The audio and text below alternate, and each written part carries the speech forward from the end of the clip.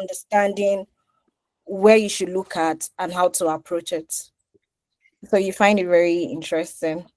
Welcome, Aprit. Welcome, JP. Welcome to Rapid Launch. And this is Innovation Week edition of our product studio. So I was just asking around the room, like, why did you decide to join? What are you building? And what you're open to like get out of this session today? Yeah, my thing is that I'm building an online presence for a matrimonial site, and I'd like to have the first 100 paying customers. So that was the whole idea of joining this meeting. All right, interesting. Where about you, Nathan? Well, I am the co-founder of a startup that is in the very early stage, and we are trying to learn everything that is possible to keep going and making things work. All right, you are in the right room. JP, where about you? Hi, everyone. Well, my name is John. I'm new to Canada, and I own a software company in Brazil, and I'm bringing it to Canada now. So I'm facing some challenges to start doing business here, and the theme of the meeting caught my eyes because I'm trying to acquire new customers here. Yeah, that's the traction that we hear everybody talk about, right?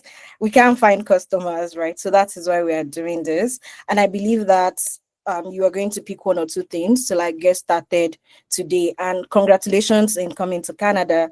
And may this land favor you and your family. Malo, what about you? Hi. Sorry, what was the question?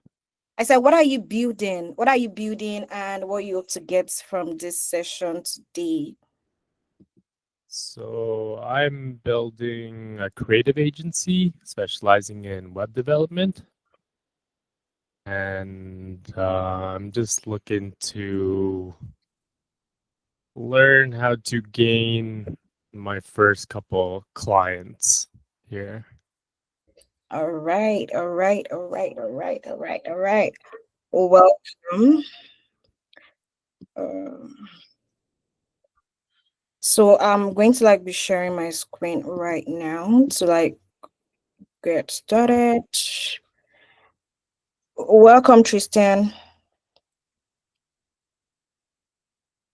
Hi, sorry. How are you all doing? Yeah, we're doing good. Happy Innovation Week. Thank you. Thank you very much. Yeah, Happy Innovation Week to you all. thank you. All right.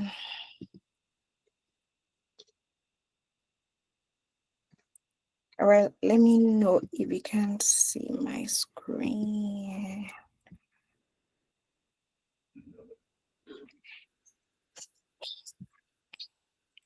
All right, we've heard from everyone that traction like is a very big issue, and we all know that, and we see that as well. I think before we get started, I'm going to like jump out, allow someone to like log in so that we will not be interjected. Please just give me a second. Sorry, please. Full screen. Yeah, because I think I started the meeting. I shouldn't have. Sorry for that. Let me admit everyone.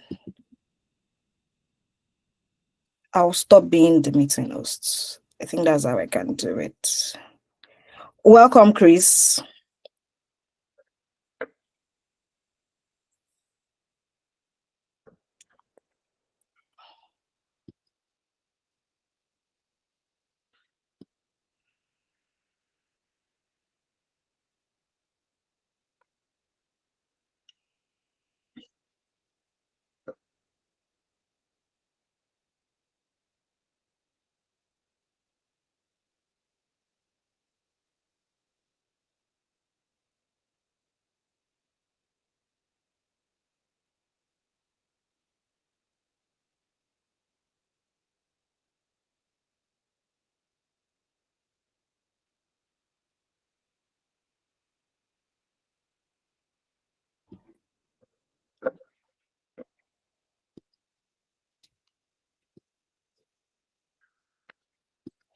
So we'll be having some disturbance as people are trying to join, but let's get started. Let me know if you can see the entire screen. All right, so this is Innovation Week, as we all know. Can we all see the screen? Hello? Okay, yes, we can. Thank you. Yes, we can. All right, thank you. All right, so this is Innovation Week, and we are in your first 100 customers.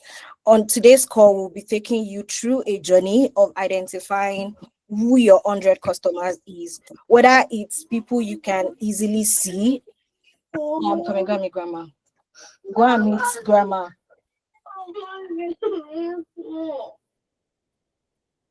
Whether it's partnership or B2B clients or B2C, we are identifying who that first customer is today. And this is a product workshop. We do this every month at the third last Friday of every month. So in case you want to learn more on how to launch in specifically for those that are new in Canada or that are just trying to see how people in Canada behave and how they react to things, we can take this session next, because there are so many things that we do. The way they launch in Alberta is different from the way we launch in Ontario, in Nigeria, in the US, UK, and the likes. So if you are looking for more studies, the product workshop is for you to go. But this edition is for the Innovation Week, and that is why we are doing it earlier. So we build what you believe in, whether it's a new startup or you are rebranding or you are putting anything new out there. And that is why we are called Rapid Launch. We go from idea to identity and to impact. And we have 4 ways that we do this through co-build. So what we are building at Rapid Launch is called accessible innovation. How are we making it's easy for people to build, to launch and scale their startups, even invest in their startups? And we do this via this 4 model. The first is co-build. We have so many people that have startups, but they don't know how to take it to the market. Even some are even at the idea stage. So we use this co-build to work with them, whereby, we can do it as a service and even as equity, because we are a venture studio. We have the co-fund, whereby we fund startups that we believe in. We also work with community partners to fund the startups that we work with as well. We have our co-found, that whether you're looking for co-founders or you're looking for partners, you can come to our network and look for co-founders there. We can even become your co-founders, whereby we have your product as part of our portfolio. We have our co-creates, where we do initiatives with other brands. So just think about where you are in your journey and see where you fit, right? Do I need funding? Do I need to take it to the market? Do I need co-founders, or is there any initiatives that I will need the support of Rapid Launch to support us with? So that is like us in a nutshell. And as what everybody have been saying since morning, that funding isn't the problem. It's like getting their customers. Okay, it's still recorded. So getting the customer is very, very important. And that is like in Alberta today, there is traction gap. Last year, Innovation Week, I heard it from a seasoned entrepreneur that anytime they try to launch, they get team from Ontario to come and help them with their go-to-market, with their client acquisition and all. It's very easy to build in Alberta now. Very easy, because there's talent in schools and all of that, but there's still that traction gap. They still don't know how to take product to the market. Businesses don't know how to get their first set of customers, how to even launch it, how to scale it, how to retain them. So that traction gap is still very there. And that is what we are hoping to solve at the end of this call, where everybody go with the blueprint to be able to achieve this. So I'm going to be your facilitator today. My name is Rafiat Babayode, and I'm the CEO and co-founder of Rapid Launch. I already told you what Rapid Launch is. we started rapid launch from the pay points that we even had in our businesses. I've been a part of a team that spent over 1 million on a product for a year, and at the end of the day, that money goes into waste because nobody wanted that product. And then I thought of an idea in the morning, and by night I got 50 paying customer without building a simple thing. So since then I've been using that to like help other people build theirs, and that is how rapid launch started, whereby we now ideate very fast, we test what is working and we kill immediately, and we add a lot of portfolio and we support others. So drive transformation for our better businesses to become product-led organizations. How are we leveraging products? How are we selling? How are we marketing? And how are we getting our first set of products? Are the things that I do. And today we are going to be getting our first 100 customers. We are going to be defining them, where we to find them, and who can connect you to them, right? The way that you mentioned that there's no how you can get to Amazon and the likes of that. We are going to like, you will see ways you can do that easily to get your first 100 today. And if it seems like different strokes for different vibes, right? So we'll see what you can take and what you can leverage for individual businesses that you have. You will also learn how to talk to them, what message, what tone, and story that turn interest into action. And you'll be able to design your personal 100 customer engine, your daily traction, reading built on product-led growth, right? The way we build products is changing, and we need to change our ways of getting our customers as well. So we are going to be having 3 labs today. And the first lab is going to be defining your 100. This is more of a workshop, activity driven, than a class. So we will do the theory and we'll be doing the practical as well. So in the next 5 minutes, a worksheet will be dropped in the group. So all of us should open that worksheet, because as we are going, that is what you are going to be using to do your personal work. And once in a while, you'll be dropping it in the chat so that we can get feedback and then we can work towards that. So this is what lab 1 is going to be. And lab 2 is speak to convert, right? We've been able to find it. How do I speak to this person that gets me? When I see that message, how do I know that this person is talking to me? So want to craft that message that moves them. And in lab 3, we are going to like be building our growth engine.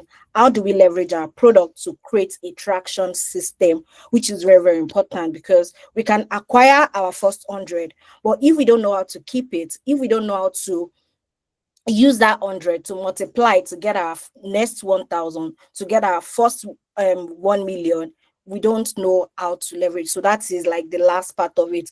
We've seen our first 100, we can acquire them. How do we now retain them and leverage them to bring more people in? So that's what we're going to be doing in our growth engine lab 3. You don't need 1,000 customers to start, right? You just need your first 100, even your first one. In products, we used to say that, can I find one person that need this problem? Can I get my next 10? Can I get my next 100? So why we call this 100 is because we believe that most people will have gotten their first one, their first 10. Then the next phase that is very difficult to get is the next 100. So think of it as even your first one right now. If you are just starting or you're not starting, or any phase that you are, right? How do we quickly get our first 100 people that cares? Right, from there we can now go into our next on 1,000, because it is easy to scale once you build in the growth engine into your system. So are we ready to build? Give me a second to drop the worksheets that we are going to be using for today's session on the chat, so that we can get started. Any question before we get started on today's call?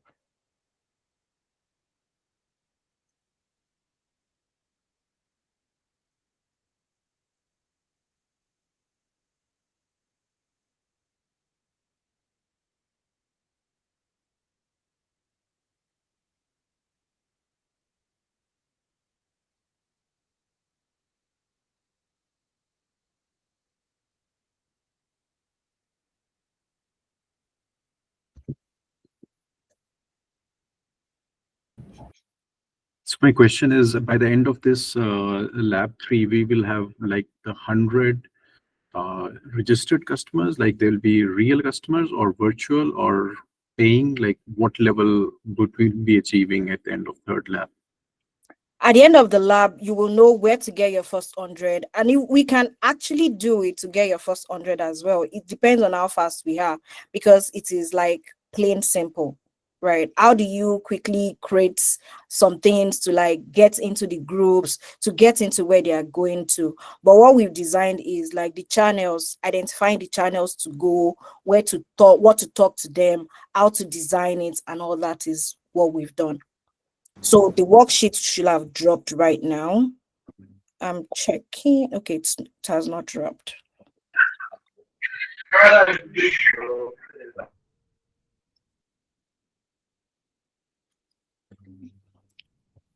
All right. So here is workshop 1, your first 100 customers.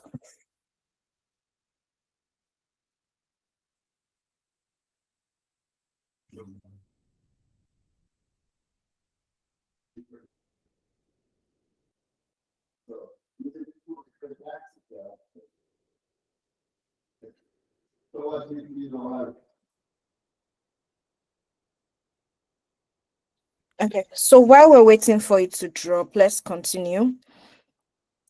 So as I mentioned earlier, the way we build, market, and sell products is fundamentally shifting. Even before the AI world, I've said my story on how we've worked on a product for a year, and we realized that we built what the market doesn't want. So since then, I started validating before even putting a dime on development. Once I saw that, oh, I was able to just did flyer and I posted it in a group, and then 50 people paid me for that service. My ideology changed about building a business.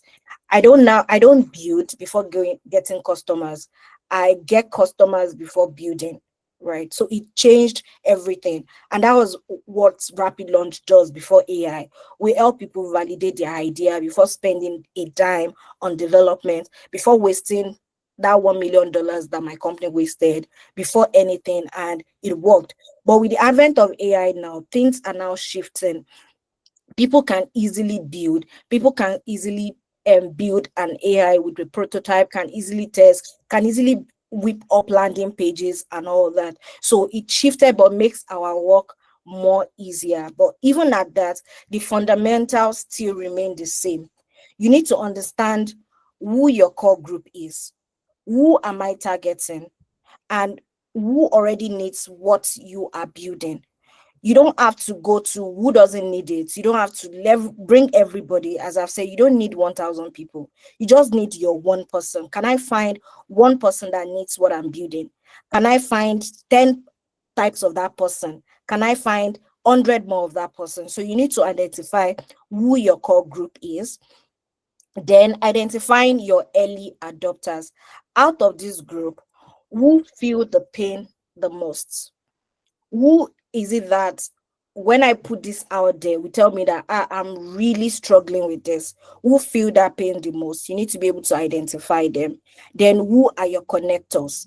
Who can get you more users fast? You don't even have to go one by one at a time, right? You've been able to identify your one.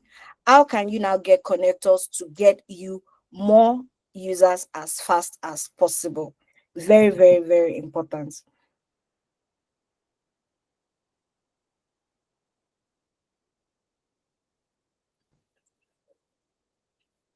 All right, so your core group is what we call the ideal customer profile. I know that you must have heard this a lot of time, and it starts by exactly knowing who they are. Who are we solving for, and not what everybody might like. Oh, people like this. Yeah, it's a good idea. We're launching a product 2 weeks ago, and we gave someone a task that, oh, it's called catpots. They send what's it called, cars from Canada to Nigeria. Can you get your first one person? We're not even looking for 100 now. This person mentioned that, oh, he has 2 people that will work on the idea. So we were working with him that, oh, let us get this one person on the call to understand. Until we brought this person on the call, that we now realize that this person doesn't even trade in cars. He only have an idea of escrow services, which is what we do. So we all were mad and angry that this is not even our user. Why do you waste our time bringing them? So that is a notion that we all should have, right? Not everybody fits our customer profile. We need to know who is this person, who are we solving for? Not everybody that might like our idea. So we need to be able to understand that. And to do this, our first is our persona. We know this. People think persona has to do with demographics. It's not. Is a person with context, goal, frustration. Where do they hang out? We need to be able to understand this. So today we'll be understanding what their role and title is. What are they trying to achieve? Where do they spend their time online? What frustrates them daily, and what might they hesitate to buy? If we understand all of this, we'll be able to leverage those connectors that we have to be able to do all of this. So know that your persona doesn't have to be the way people say it, is that, oh, he's 35 to 40 years old, he's a mom, he's a this. No, we need to understand their pain point, their struggles, their aids, their desires, to be able to push our messaging out of it. And it all starts from understanding who our persona is.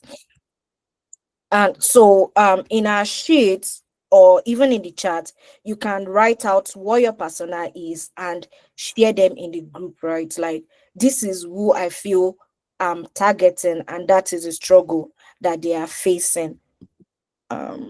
This is still not yet in the chat.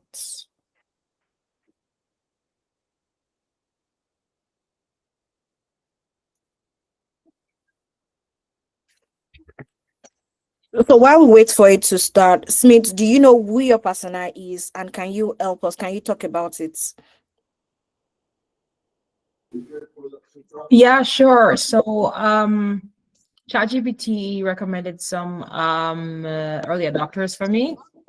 Okay. And they were around independent AI developers, startups who want cheap GPU capacity, universities and institutions, but I cannot find them. And I've been ghosted by one person who I met at a conference. So I think it's not that big a point. He must have got promoted, so it's just like a chase, and it's Yeah, chasing the rats. Okay. So do you know what their pain point is at this point when it comes to like the GPU? yeah. So when I spoke to him at a conference, he said, when it comes to Amazon, for example, who is like the monopoly on GPU and cloud space, it's all about a deal. I'll give you this price because I like you. You're a big university, but there's leverage there. It could potentially go up. It could potentially change. So I think there's something there. Okay. There's a lot of competition with online. That's another story, but I think that's the point. They want it cheap. They don't care for it to be green. That's kind of one of the things we're purporting. But Okay. it's not green because it's renewable power sources. It's available. Yeah. So yeah. All right. Interesting. Chris, you know who your persona is?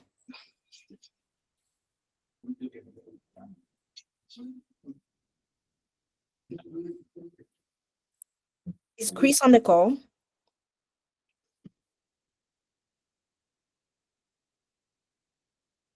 Malo, do you know who your persona is?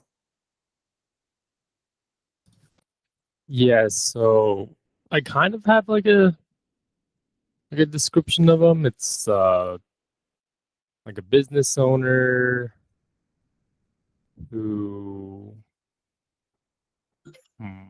so wait, share the exact group or community where they spend time. So it's kind of just like a business owner who values creativity, and they've tried to build a website themselves, but they haven't had the success that they wanted. So that's kind of where I'm at right now.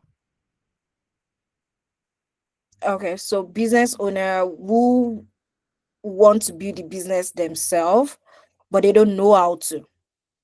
Yeah, like they want to build a website, but they've tried other people and they weren't happy with the results, or they've Oh, tried it themselves, but they just don't really know what they're doing. okay, okay. Yeah, I know your persona. All right. So the second is problem scenario. So once we know who we are solving for, what makes them tick, what they struggle with, we now want to understand what is a problem scenario that we are trying to go for, right? A lot of people will try to use surveys. No, let's send one thing when they think about the idea is like use surveys to understand pain points. But what you really need is go to where people are actually complaining. People complain a lot on groups, they complain a lot on Reddit, they complain a lot on social media than even in on surveys that you post. So those are how you can capture your problem scenarios, right? We've built a product whereby we did a very good check screenshots from Reddit about people trying to talk to others. You just see people say that, oh, please, I'm bored, I'm sick, I just need someone to talk to, nothing serious. And we built Emopod from it. And we started seeing that pattern. We started researching. It was not survey, because survey did not really give us the problem situation and the scenario. We realized that a lot of youth are facing this problem, and we built a product around that solution. Same thing, a product that we built just by people looking for groups to like send. I will build a product around it. So you want to like go to where people complain to know the exact problem that you want to solve for. um so what specific problem keep your personnel stuck, right? We've complained about people that want to build websites, but they've had backlog from different competitors, right? What make them stuck? What are they currently doing to fix it? How does it make them feel? Are they exhausted? Are they worried? Are they overwhelmed? You need to be able to understand all of this. And what's the measurable loss? Is it time? Is it money? Is it peace of mind? Because we want to deviate from solving vitamin to solving painkillers, right? We are not the likes of Coca-Cola or Amazon, right? We are not solving problems that, oh, I'm not ready for that yet, right? We want to solve problems that when people see it, they will raise up here their hands and say that, oh, I really need this. I need your help. I want to build it. So that is what our persona, problem scenarios, and the value proposition that we'll be going to next will help us uncover. Because without that, we'll not be able to create a very good will not be able to find them, will not be able to sell to them, and will not be able to bring in our first 100. So this persona is very important, understanding who they are and understanding the problem. What are they struggling with? Right? If we cannot articulate what they are solving with, it's better to look for another problem to solve. What most people do is they go from a solution standpoint and start looking for problem. But we find a problem first and now look for solution to solve it. But if we are going the other way around, it's a recipe for bad situation. So that is why we find it difficult to find our first 100 customers. But we understand the persona, we understand what makes them tick, we understand why they are stuck, we understand at times we used to know what keeps you awake at night. Does this problem keeps you awake at night? Is it time? Is it loss of money? Is it loss of peace of mind? We built the product around school run, and what else school run does, we hear parents talk about how hard it is to take their kids to school in the morning, in the evening. Some parents like lamenting how school runs make them feel in the morning. Waking up is hard, taking care of these kids, dropping them at school. Some parents are not even working. Some parents are working um, half time so that they can accommodate it. As in, we hear those pain, we hear those problems, right? So we've been able to measure the peace of mind is costing them, the money, the time, right? We want to gauge your problem, your idea, your solution based on all of this to know if it is a problem, what's going for, or you change it or pivot. At this point, if you don't know, articulate what your problem is, it's good for you to pivot and go and pick a good problem to solve. So write or say one problem scenario title for your persona. So I don't know if that has been dropped, but we can also talk about what you feel that the pain point, your what does your what are they talking about? What is that thing that they can't do without, and why do they need your service? It will be good to understand that before moving forward.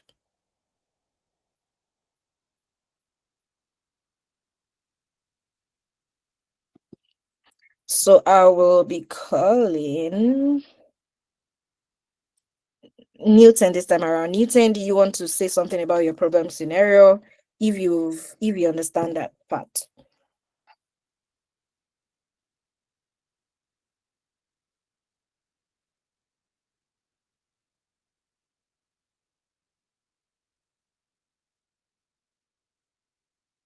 Newton is muted. Okay, we just spoke. Is that John? Okay, can I start? Yeah, Newton, yes, you can go. So Okay, what we are scenario? creating products to help neurodivergents to cope with their daily lives. Our first solution is an app that will have people plan their days, and there is a difference from all the other uh, daily planners because it is just a daily planner, nothing else. It doesn't have any other thing.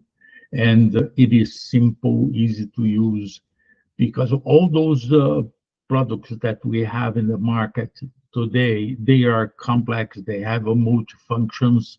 And for the neurodivergents, this is something that's really hard to to use. Most people do their planning using post-it, which is something that we are not believing that is still people using post-it as their daily tool for planning. And let's say we are creating a post-it uh, digital, and we'll add some artificial intelligence features because the biggest problem that people have is that when they are using the applications that we have available in the market, they really have a hard time doing so. And then what happens, they just give up and go back to the post-it. Okay, so if I get it correctly, the problem that people are facing is that all the solutions in the market are hard to use, that they just resolve back to like the way they've been doing things before. So what you are proposing is like you want to make their life easy. They complain about they still cannot do it with the solution in the market. Is that correct? Yeah, exactly. And the thing is, all the things that are designed nowadays, they are designed for people that have a linear thinking.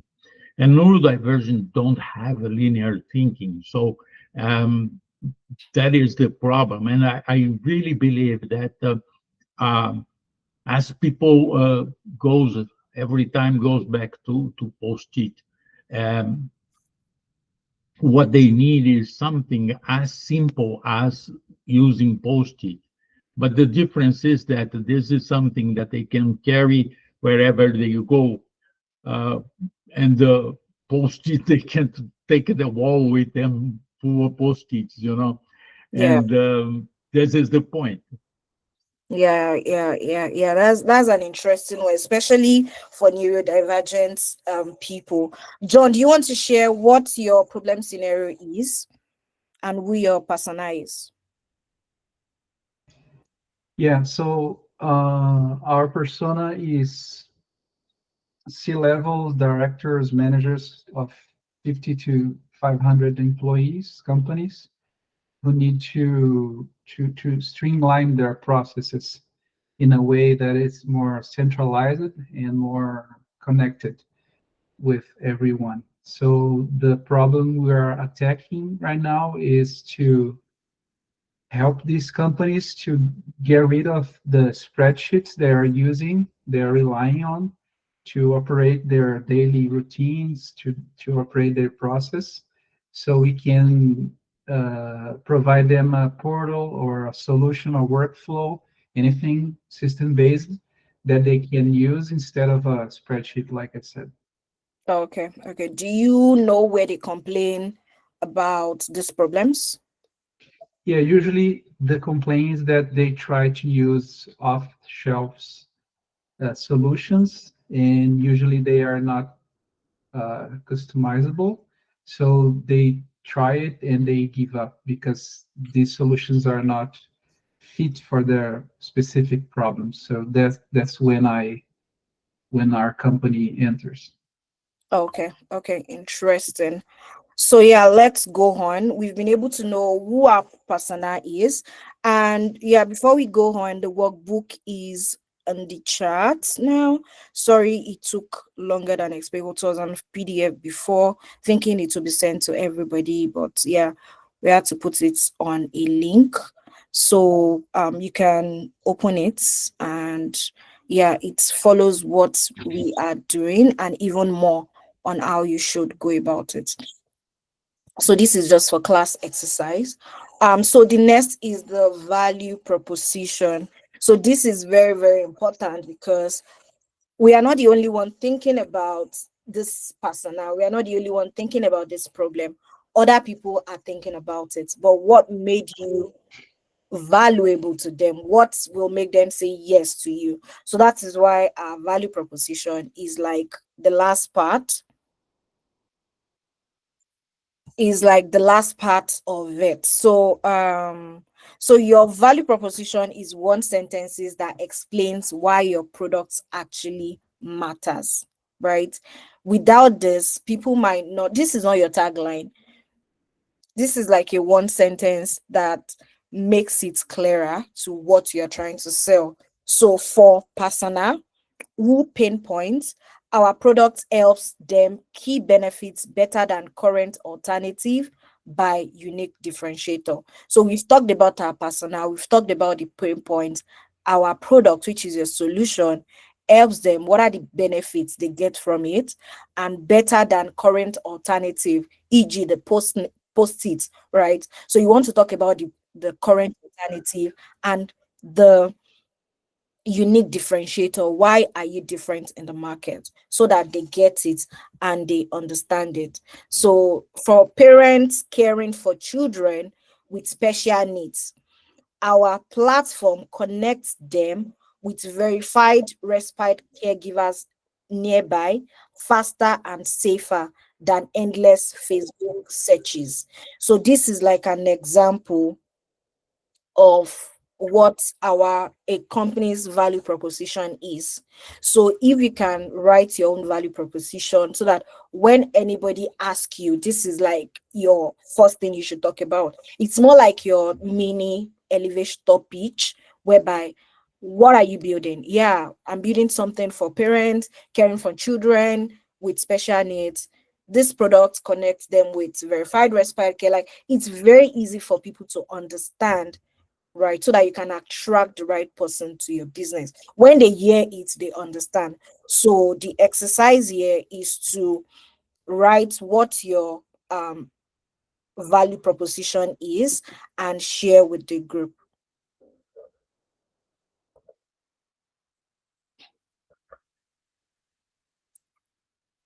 So for persona, who is your persona? Who pinpoints, what pain point are they currently facing? Our products helps them. What are the key benefits? Better than current alternative by unique differentiator. This is very, very important. This particular business that did, we were able to get 3 customers last week for this brand just by going into Facebook groups. They know that people complain in Facebook groups. They went into Facebook group, they listen on what people are doing. And when someone posted that, oh, I'm looking for respite care, they just dropped in the value proposition in that person's DM. It was not directly to the group, but someone messaged in a group that they are looking for a respite care, and they are respite care. They just dropped in their value proposition and they get customers. And that is what they do all the time. 3 customers last week. So it works. We've seen it works multiple times with our clients. So you need to know who your value proposition is, and you need to engrage it in a way that you use it at every point in time when you are communicating to your customers. So we have 3 minutes for everyone to write out their value proposition and drop it in the chat. So this is 10:41. By 10:44, we will continue. So drop in your value proposition.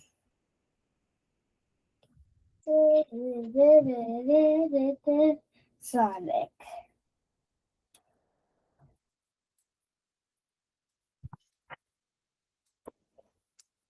Sonic running fast.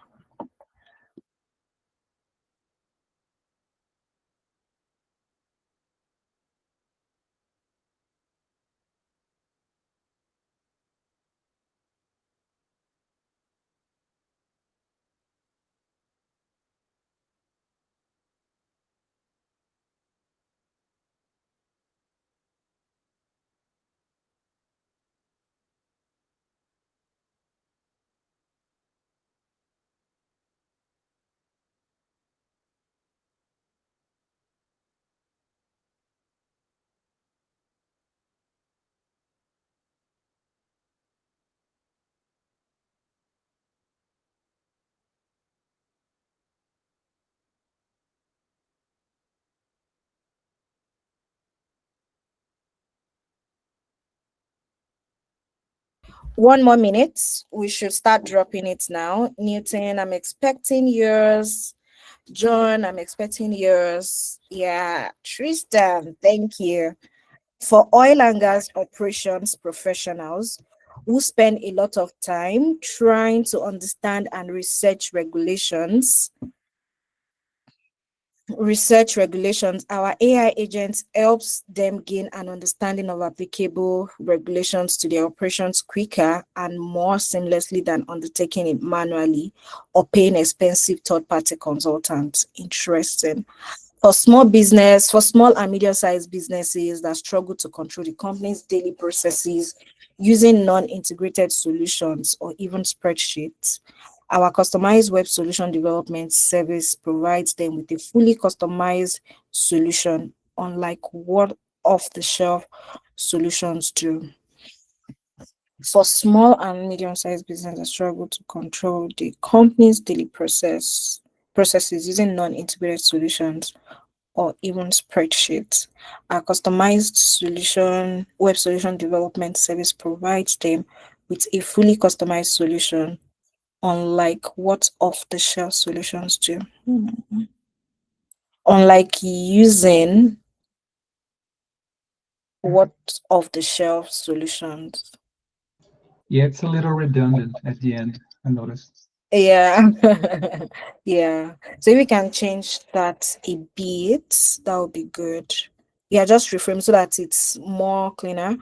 For small to medium-sized compute customers priced out of traditional hyperscaler compute services, we provide affordable, scalable, pay-as-you-go GPU compares 3x less than incumbents. We provide, I think we can stop at affordable. We don't have to go 3x less than incumbents, right? But that was the unique differentiator, right? Okay. Less than incumbents, so people who are already established. I was thinking the affordable could like go in for the 3x less than incumbents, because we're not going detail into like marketing. We can leave it here because it's even shorter, right? Like we are going detail. We provide affordable, scalable, pay as you go CPU compute, 3x less than incubate. Yeah, I think it's fine for young individuals to meet age professionals who would like to get married and start a family with individuals of same language background. Our platform connects them with verified partners nearby, faster and safer than endless matrimonial searches. Okay. Who else is on the call? Samir, we've not seen yours. Edith Road. David, we've not seen yours. So I think in about 1 minute, we are going to continue. Yeah, so that is brilliant. Okay, someone just dropped. Yes, thank you. So for high school students lacking personal guidance and clarity on their ideal careers and the steps to get there, our AI platform helps them make more informed, authentic choices at the level of personalization they don't get today with traditional tools and counselors. Interesting.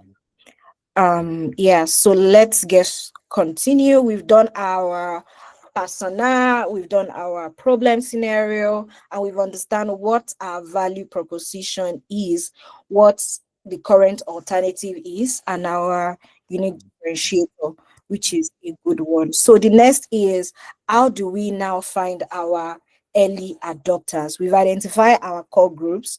We are now going to who our early adopters is, the ones who feel it the most. So out of all of these people, who feel it the most is what we are going into. Like, who is in real pain and actively looking for a solution right now? Who want what we are selling? So this is very, very, very important. So we don't have to build for the entire market. We just want to focus on who already know they have the problem. So what we are going to be doing here is we are going to be leveraging the customer journey mapping to understand who know our products, because everybody is in different journey of the phase, and you're going to see that clearly. Some people don't have or recognize a pain. Some even have it, but they don't even know that there is a pain. We don't want to go through that, but that set of people is the same thing as what I told you about cardport, that this person is not even selling car and you are stressing. We spent almost a month like trying to make this guy talk to this person. So we say, guy, please, can you bring this person on the call? Let's talk to him and understand his pain point. Then we realize that this person is not even part of our business. So you need to understand these people and stay clear away from them. There are people that have the pain, but they don't want to fix it. They know that they are struggling with this, but they don't want to fix it at all, right? Some are arrogant, some are proud. They feel like, oh, I don't want to pay. I don't want to, like, I'm okay with this. I cannot change. We don't want to deal with that kind of person. Some have pain, but not sure if they want to fix it. If we want to go to with this kind of people, there are messaging tactics that we can use to like bring them to us. But I would say we should not go with these people. Instead of, we should not even, if we want to even put our time and effort on it, maybe 2% or 3%, because we know they have a pain, but they are not sure.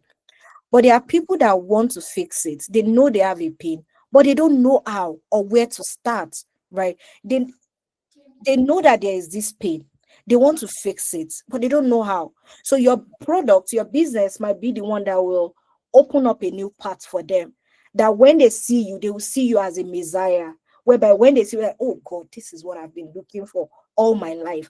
And they will be loyal. Like, these are the set of people that are always loyal. When you see people that are loyal to a brand, is because those brands came to them when they were very in their need, looking for a solution, and they don't know how to go about it.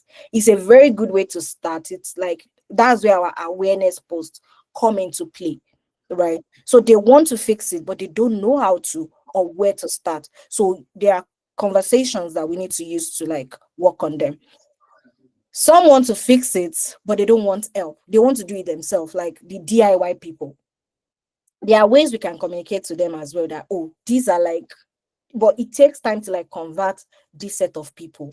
Maybe we can put a percentage to, oh, this is 10% of our time should be spent on this set of people. So understanding where your customer is at every stage is very, very important in getting your first 100, because you don't want everybody.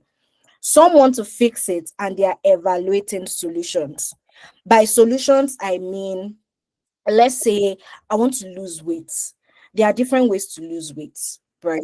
Is either I go via the fasting method, or I go via keto, or I go for lipo. I mean, what's the name of this surgery? So those are solutions. So they are still in the market evaluating, oh, do I want to do keto, or do I want to do this? Do I want to do that? So you need to know who also serve your customer that are trying to, so what solutions are in the market that are even different from what you are proposing, right? So you need to be able to understand that to be able to sell to this type of people so that you can catch them where they are searching for these solutions that they are evaluating. Some want to fix it, but they are jaded by poor competition. For example, Malo's customers are jaded by poor competition, right? They've built websites, they've done it, but they are still not happy. So how do you still come to them as their messiah and still work with them? So those are another set of customers. There are some customers that want to fix it, but they are looking for the service that you provide. By services, that same thing that you provide, they are also looking for it in the market, because remember, you are not the only one that is offering the same type of service. So that was why I explained solution. Solution is different services. It could be keto, it could be fasting, it could be surgery, but service, I offer keto. Their mind is now more is over solution. They've decided that I want to do keto. So now, how do you put yourself in the space of the best keto person in the world so that they can go for you? So that's where we're talking about how to position your blogs, how to position yourself in groups and all of that. So because some people are at that journey of their life where they are looking for that particular thing that you are solving for, and some want to fix it and they are interested in your own service, right? They've come across what you're selling, they already like you, you've moved them from, can you understand? You've moved them from like the unaware, they now see you as a messiah, they are now interested in that thing that you are solving for. Is some people are on that journey and their tactics to onboard them into your platform. So it's no more via social media again. You can see social media to like convert them. It's like one-on-one conversation, it's on engagement and all of that to drive them. Then we want to fix it and ready to buy your service, right? How do you, they are ready already. So what do you need to do to get them to like open up their purse and give you that too? Very, very important. So that's the customer journey that you have. So out of this, you want to list out your first 3 targets. So we have 10 customer journey. So right now, look at all of these 10. Where do you think the people that you want to serve are? So we'll know how to now go and message them. So do you want to look at, they don't know where to start, or people that are already evaluating solutions, or people that are jaded by poor competition? So you want to rank them by 1, 2, 3. So we have the next 2-3 minutes to do that. So everybody should list out 3 customer journey that they want to target. You don't want to target everything. So which ones are you targeting in your outreach? What if I don't know enough? Like, all I know is that they want cheap compute. I don't really know their story because I can't even talk to them. So you can, so for your kind of products, this is how I will approach it. If I'm in your shoes, this is how I approach it. I won't pick the first, I won't pick the second, I won't pick the third. Will I pick the fourth? I'll pick the fourth, but I'm going to like gauge it. I'll pick the fourth, right? Like, because they want to, but they don't even know how to, like, these ones, they want cheaper computes, but they felt that maybe Amazon is like the best, is the only solution in the market. They don't know that there is another one that can work. So that is where the awareness of the green energy and all can come in. So I'll pick the fourth. Want to fix it, but don't want help, I won't pick that. Want to fix it and evaluating solutions, I'll definitely pick that, because it could be, they might be searching Google, they might be even be searching ChatGPT on what are cheaper solutions for compute. How do we put your name in them and it comes up and they evaluate us as part of it? So I'll pick want to fix it and evaluating solutions. I won't pick want to fix it and budgeted by poor competition. Want to fix it and looking for services you provide. That will be the third one I'll pick.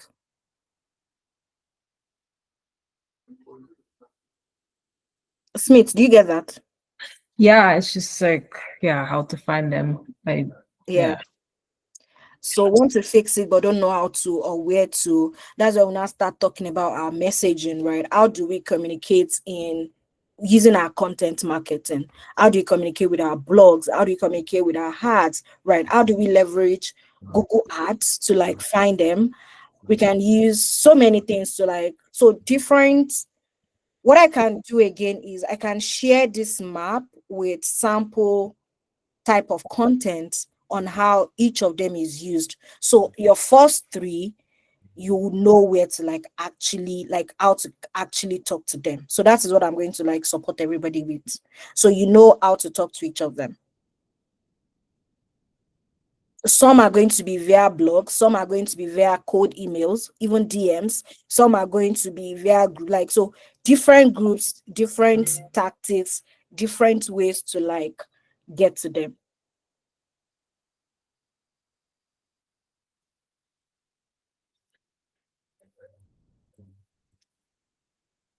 So we have 2 more minutes to drop it in the chat. What we think our first three set of people are. So definitely those who want to fix it and are ready to buy our services. That would be number one, the last one. Yeah. Number 4 is also good. Want to fix it but don't know how and where to start. Okay.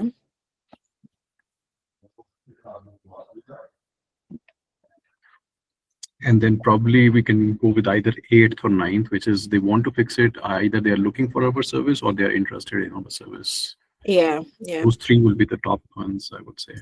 All right. Thank you, Apri. Buyer's journey 4, 9, 10. Okay. 4, 9, 10. How to fix that interested in your service. Want to fix it, ready to buy your service. Okay. 4, 8, 10. Okay. Yeah.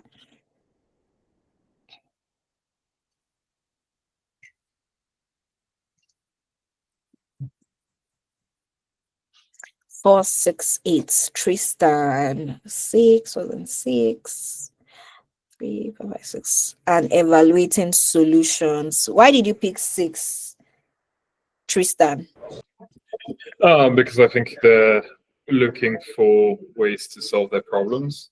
And I think this would be a good time to engage them. So I think they might be, and especially in a market like ours where there's not a lot of direct competition in what we're doing. There are some, but not specifically on our in our industry. I think this would be a really good way to engage them and show them our differentiators. Yeah, interesting. What about you, Edeltrud? Yeah. Also for us, there are some other solutions in the market, and we have found that people who are at least engaged enough to be looking, they would be very interested in our service because we're quite differentiated. The problem we've had is that so many high school students are just not even engaged enough to look. Interesting. So that is why I usually tell people that they should be very intentional about the kind of content, the kind of ways like they show up, because if you don't understand this customer journey, we are just going to like be posting for posting's sake. I tell my team or any brand that before they post anything, they must, what customer journey are we solving for? Where are they in their customer journey? If you don't understand this, please don't post it. Please don't do it. So it is very important that everybody understands that and use this, leverage this to like push to their, they should push it to their team, or even if they are the one posting those content, doing those outreach themselves, to understand where this customer journey is and how to approach them. And as promised, I'm going to like be sharing that document that will support like an example of what that looks like, so that we can like help our team to like be better with how they communicate with our customers. So moving on. Yeah, so also we talked about where can you find these conversations?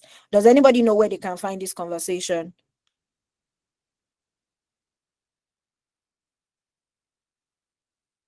Sorry, Rafat, before we move on, what would be your first three picks? What did you say? I said before we move, what would be your three picks, top three My, picks? my 3 picks. Okay. So I usually move from what to fix but don't know how to, or where to start, is a very big one for me because of that loyalty when it comes to like building. Number 10 is something, but I don't pick it as my first three because if I can move number 4, it's easy to convert to number 10. So I can convert number 4, I can convert number 8 and 9 easily to number 10. So I usually pick 4, 8, and 9 because from there I can convert them to number 10 easily. Okay, thank you. Yeah, you're welcome.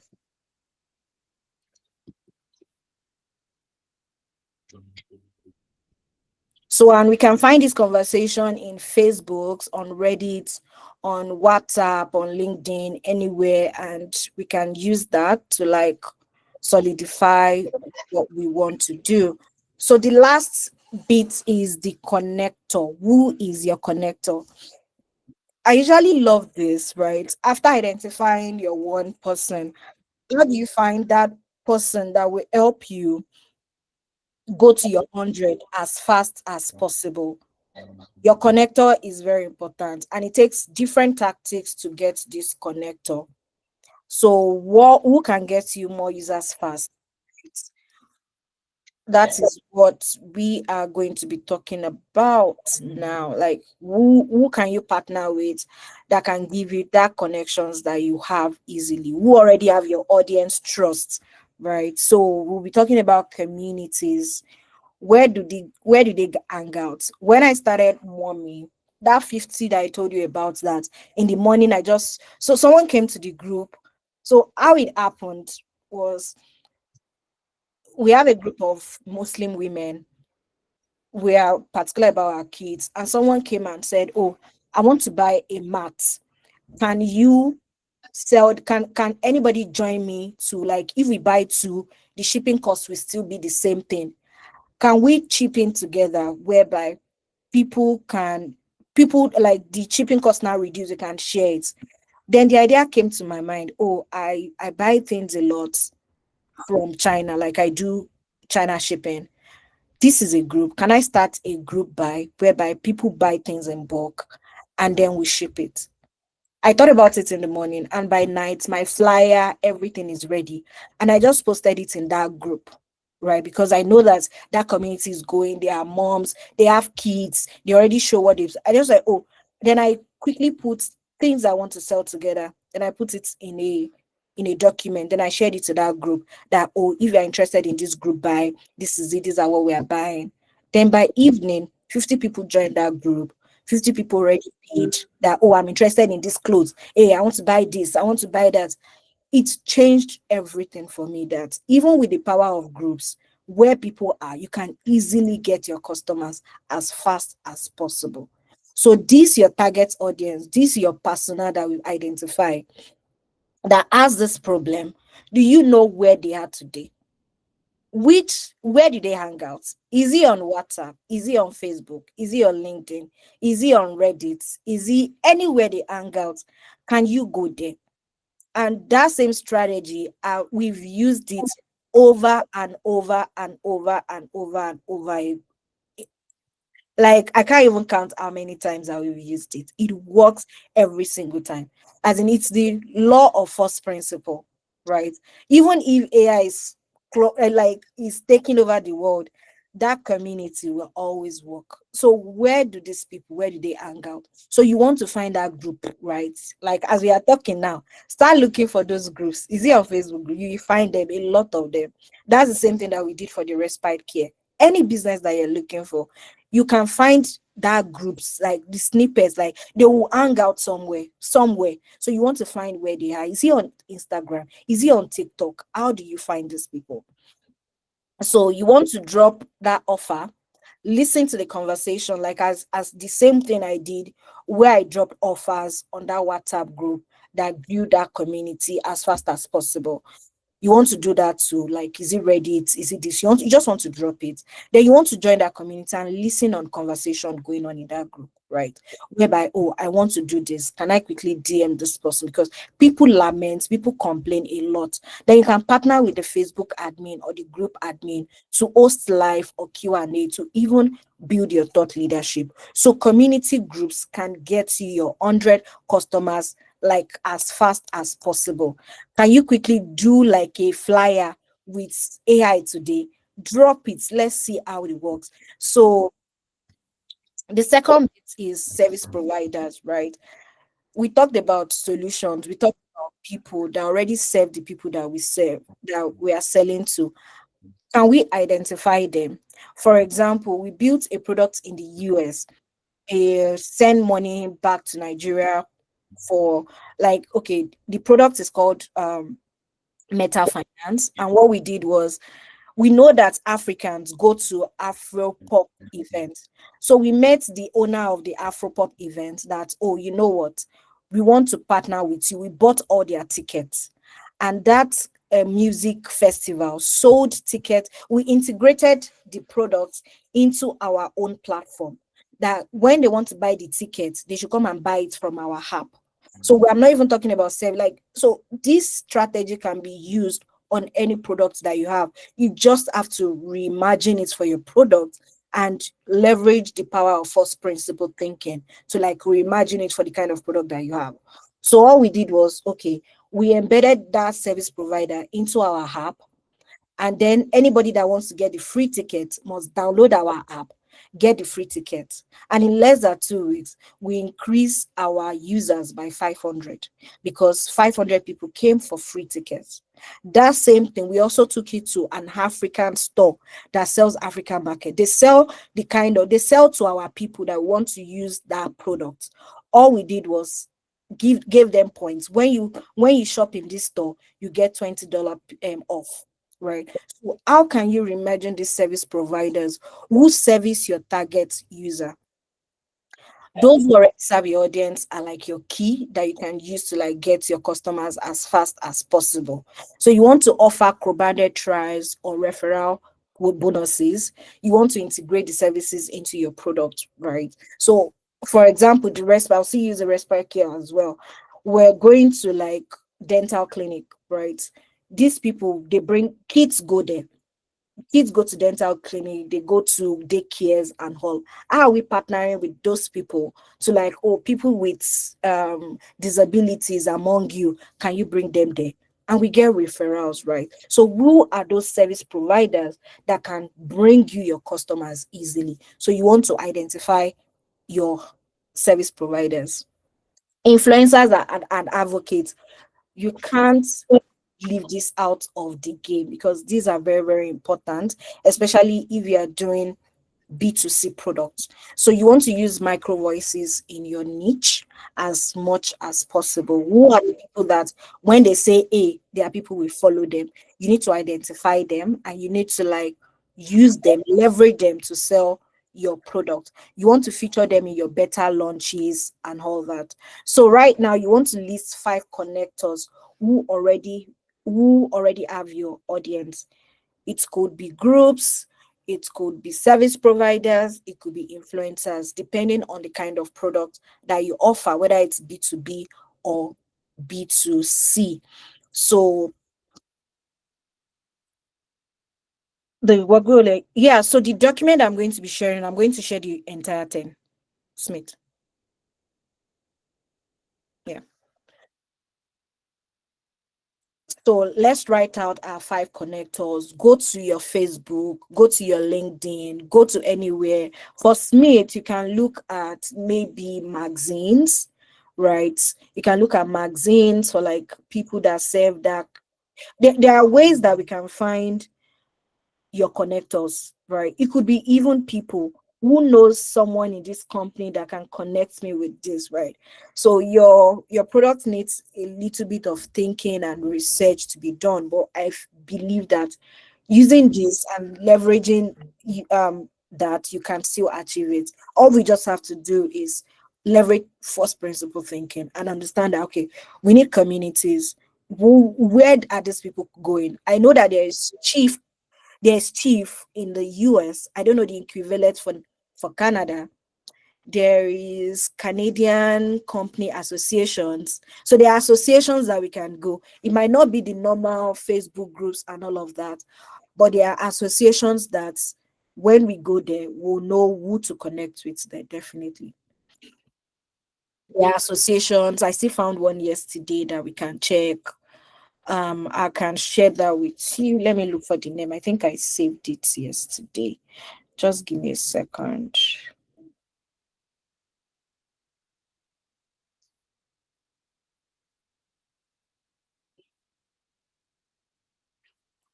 Rafiat.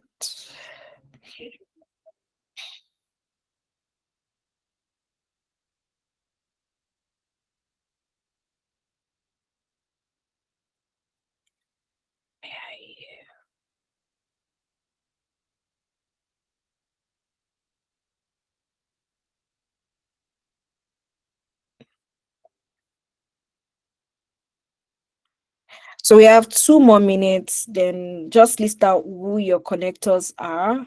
Then we can continue. Don't worry.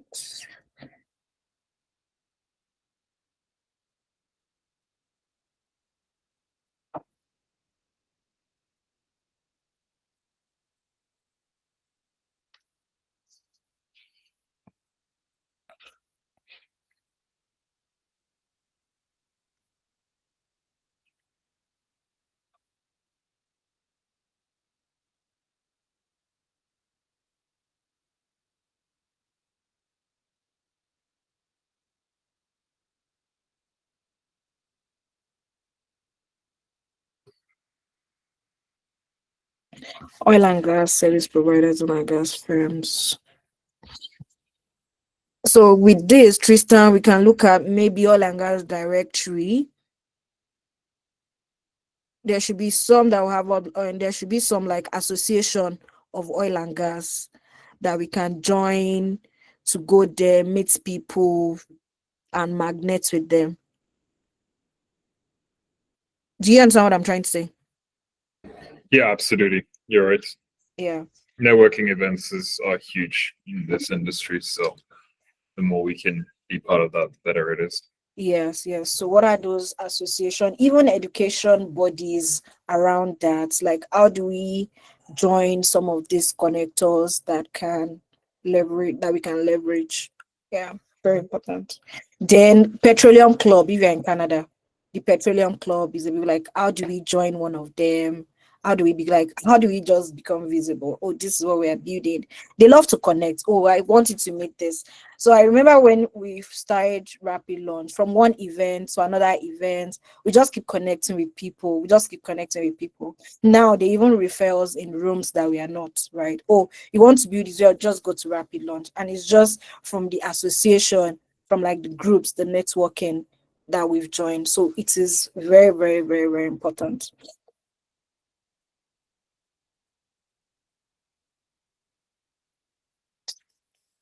Marlon, do you have yours? David, Editrude, Pete, do you have yours?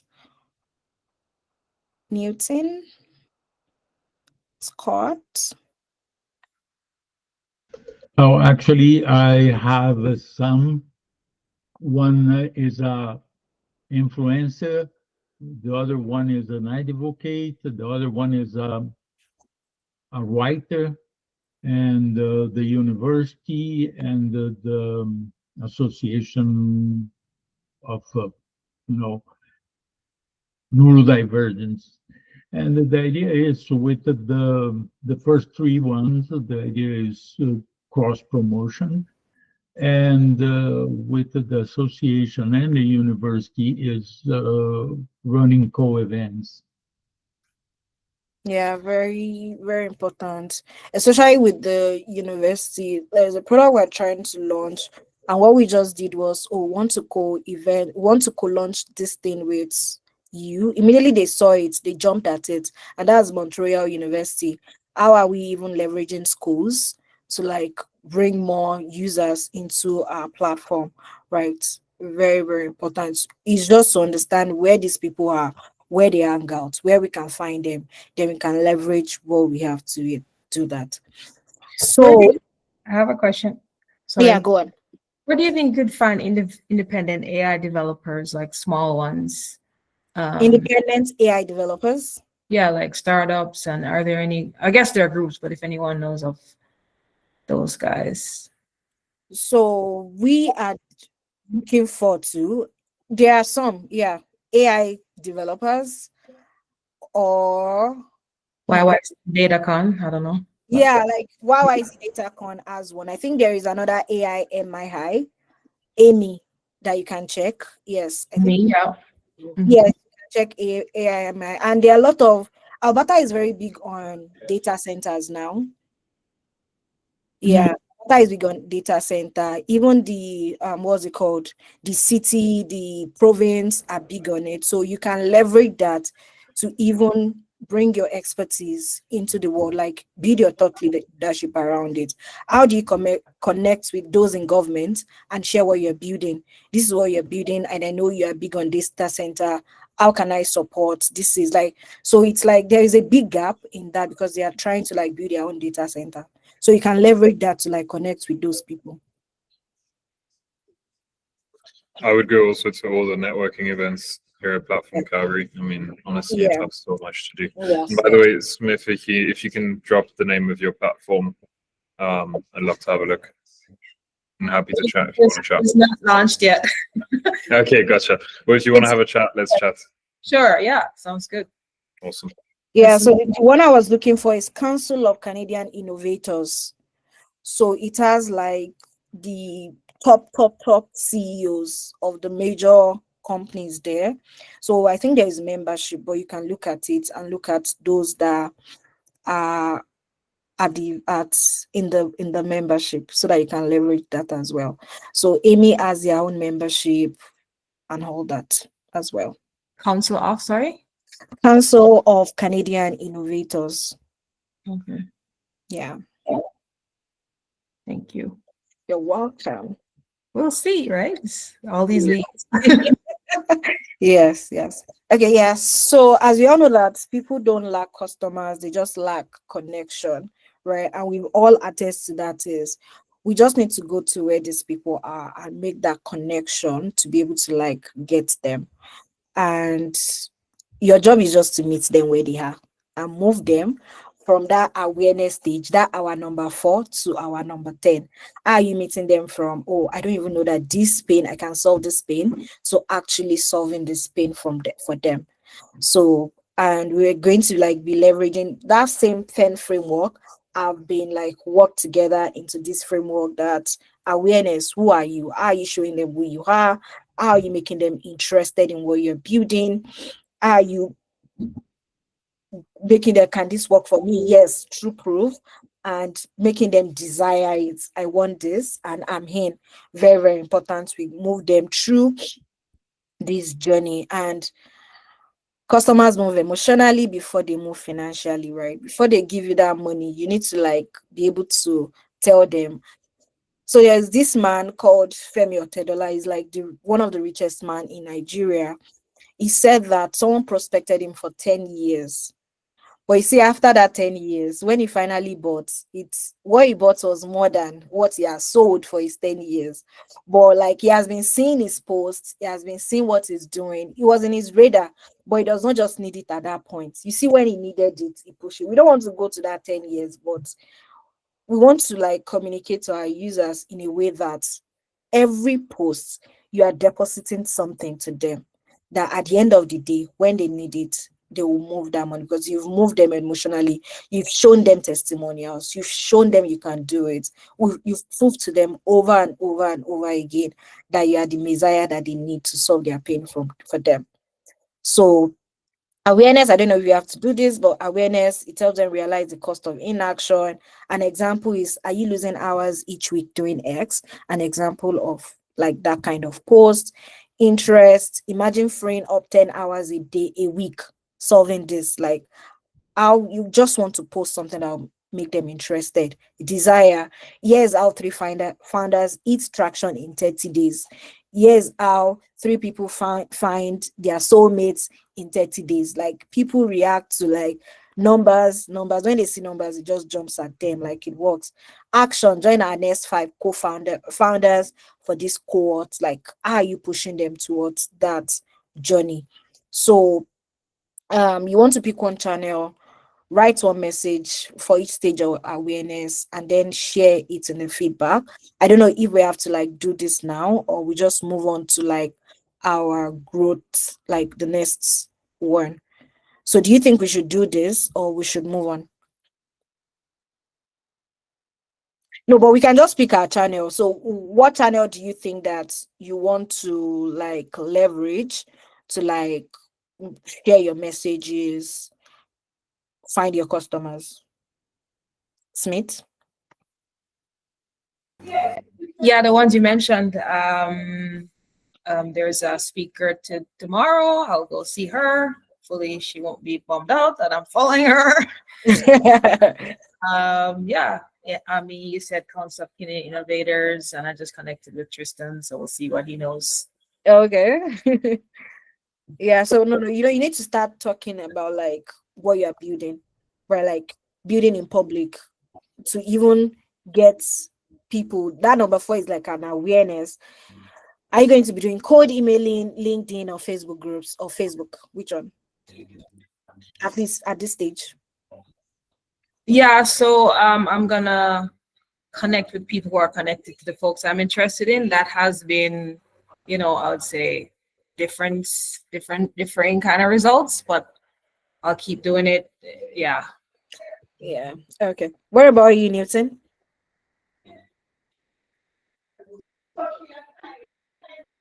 You're muted. Well, I always forgot that. So the thing is, I think that LinkedIn is where I will find my first customers, because those are people that usually use this type of tool, and there is a lot of neurodivergence there, and that will be the place. Okay. At least at the very beginning, Interesting. Where about you, Scott? Scott here. Harpreet, what about you?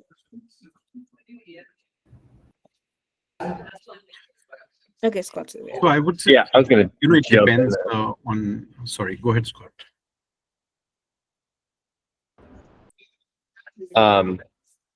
So, we use LinkedIn for our outreach, and we have an automated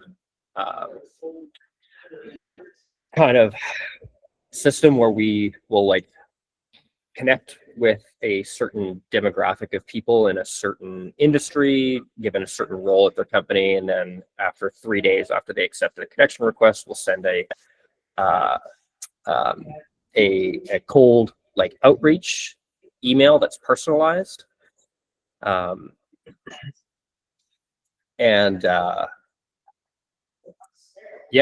Sorry. Okay. Did I answer your question? Yeah, it does. Yeah, cold email works. We use it as well, and it works wonders. Yeah. Harpreet, what about you? Yeah, I was about to tell that it depends, based on what you're looking, maybe a LinkedIn could be a good point, maybe a Facebook could be a good point, or sometimes, because I also work in the financial industry, even WhatsApp groups, they are like very good. So if you have a personal touch and you want two-way communication, then WhatsApp groups are very good. If you want to just post something and let people react, then Facebook or LinkedIn, they're good. If you are targeting your audience is more professional, then LinkedIn is a very good forum. If your audience is not professional and it's generic friends and family and friends of friends, then Facebook is a good channel. But if you have very personal touch and you want two-way communication to happen, that you trust other people, that they're not going to spoil your WhatsApp group, then WhatsApp group is a very good way to expand your business. My personal business expands because of WhatsApp communication. I don't use Facebook and LinkedIn because that's like you just go and throw some information, people will read it and scan it, and don't turn into actual financial customers. But the WhatsApp, I've seen, the progression growing very good. Yes, yes, yes. I agree with you. Like different products for different vibes, different users. So that's why it's important to know where your customer is and where to find them and what channel to use, right? So what are you working on? Where they are, what is important for you is very important. And I agree with you on the WhatsApp community because the way it's growing now is exponential. There was a lady that I know, one of my mentors, she is currently running a WhatsApp campaign where she's teaching people how to market on WhatsApp using their status. And she just took that course, and 700 people, women, are in that program learning how to like sell on WhatsApp. As in, that is how crazy that WhatsApp is growing and how people are leveraging. People get 2,000 views on their status and people buy directly from WhatsApp. So that's the power of WhatsApp and getting it. So, but everyone just needs to know who their persona is, where they hang out, and know how to the best route to get to them. So yeah, our persuasion triggers is just understanding the pain, knowing what the possibility is, showing the proof, the path to success, and then the push. Very important. So we need to state the pain, paint the better future, prove it's possible, show them the next step, and add gentle urgency to it. So can anybody attempt to know what their persuasion message is? More of like from the pain to the possibility to the proof, the parts and the push. So can anyone try it?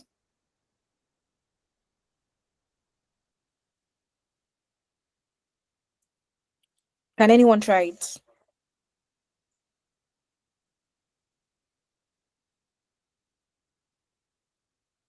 Apri, do you want to try your persuasion message?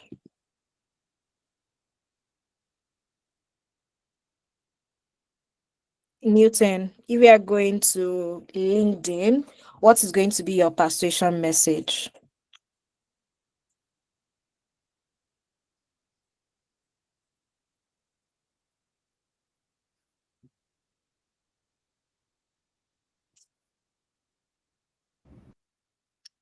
So I can try for Tristan.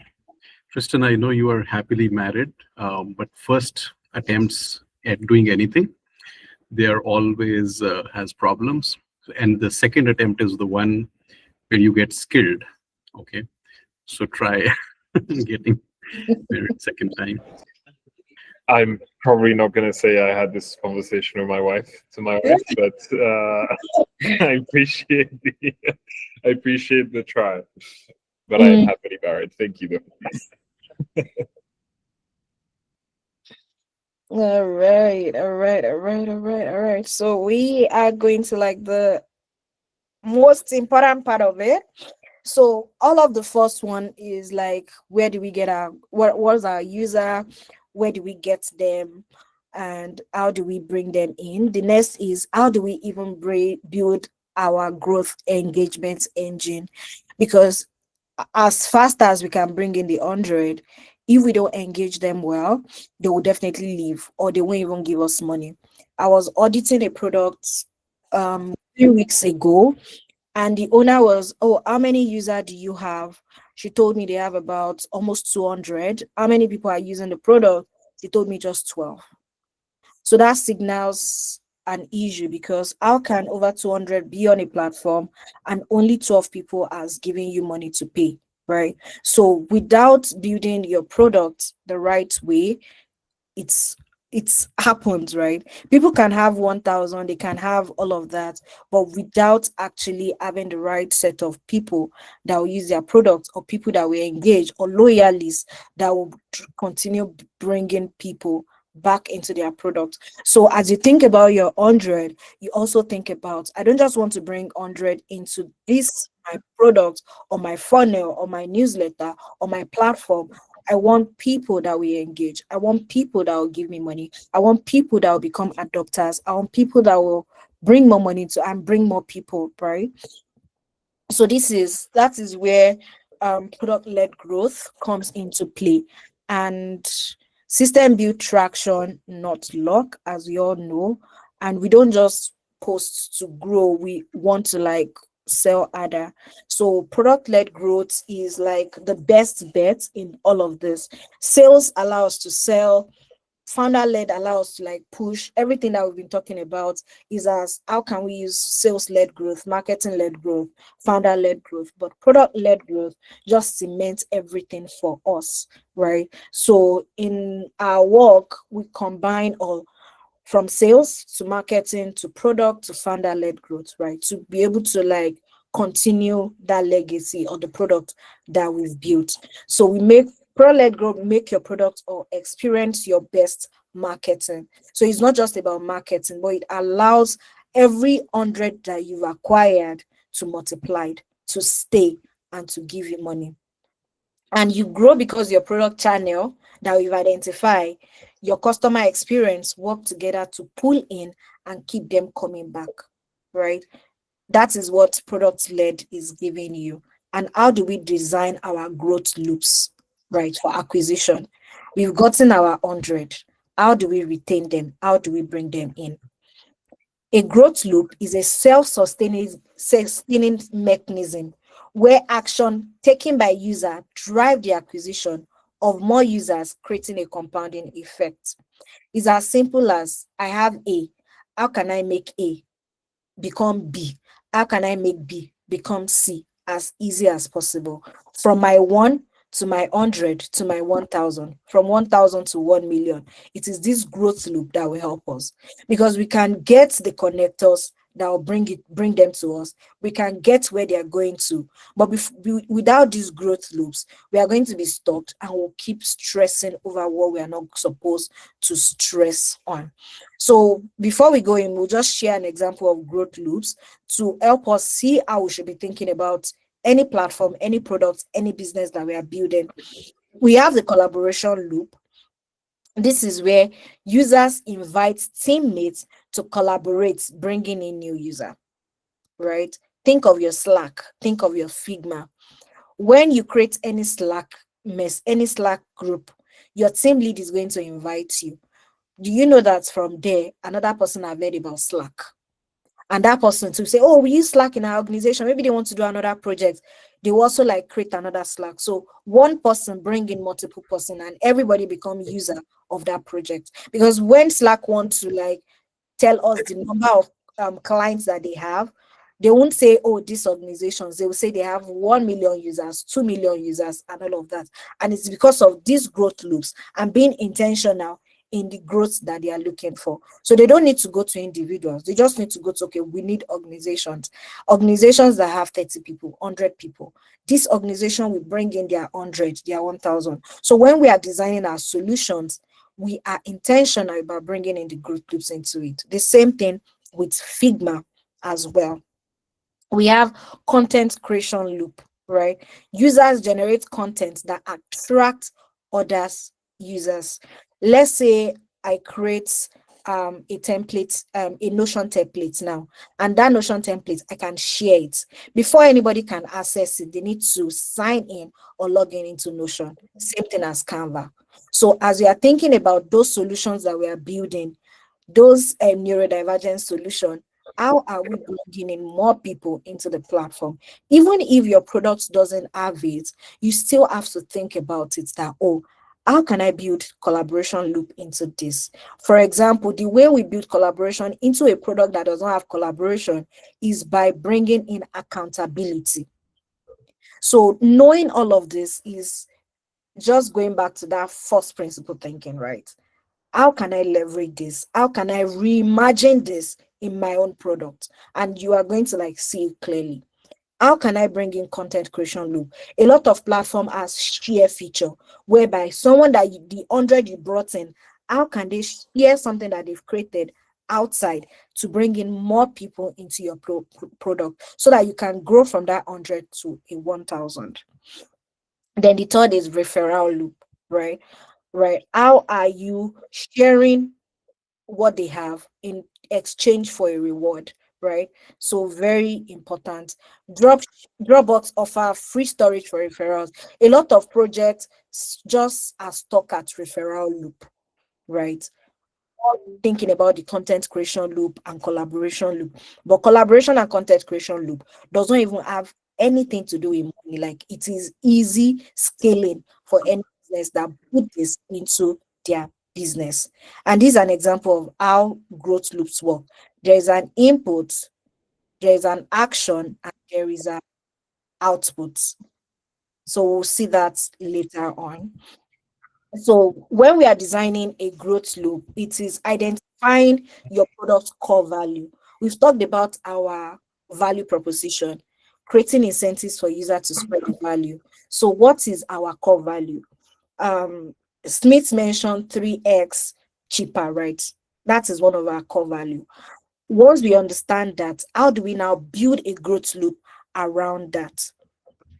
And our steps to build a growth loop is identifying our core value, as we've thought. What is the most compelling benefits of your product offer, which we've done in the past?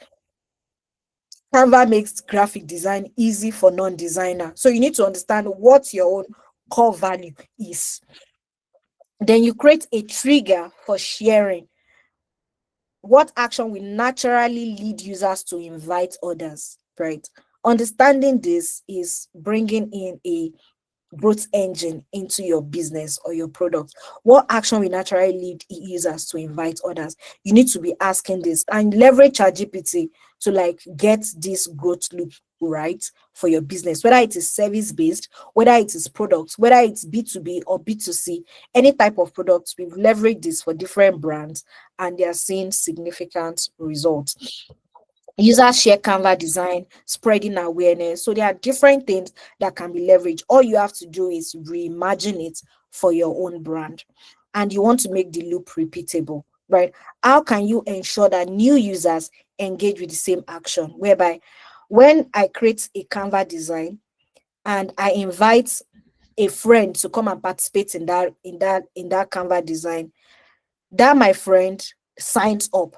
When she signs up, she collaborates with me on that design, and she to now create her own design and now share it with another friend. That friend also come in, create another design. Can you see how it is compounded? So it's a compound effect. So how do we make the loop repeatable? And an example of it is, as I've said, new user design and share content and the continuing of the cycle. So you have to reimagine it for your product. So a user creating design, they share it on social media. Someone click on the shared design and signs up for Canva. The new user creates and share their own design, restarting the loop. So that is how easy a loop is. So you need to be able to define this to be able to grow from 1 to 100, from 100 to 1000. So Slack, the same thing. New user sign up, create team, invite team member, your invite team member, then that is how it goes, right? And it does not need to be perfect. Don't say, it has to be like what Slack has done or what Canva has done and all of that. You just need to create enough momentum for users to bring in orders. So once you understand this, you are good to go. You have to deliberately, intentionally build it into your own system. So these are just instruction on how we can build our own growth loop, right? So we want to sketch a growth loop for your product using this template. What user action starts the loop? So if you are to design your growth loop today, what are those things that will start an action in your product? What do you want them to do? So let's try and do that.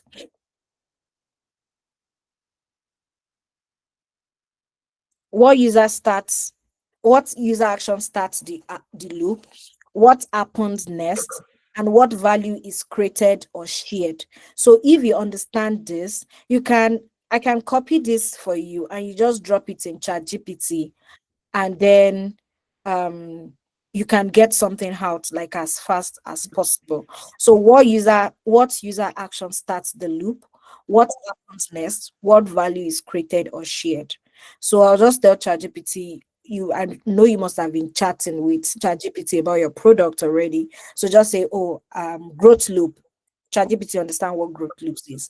Or just learn something about growth loops, and I want to design this for my product. What do you think my input is? What user action starts this loop? Or can I reimagine it for my product based on what we've explained?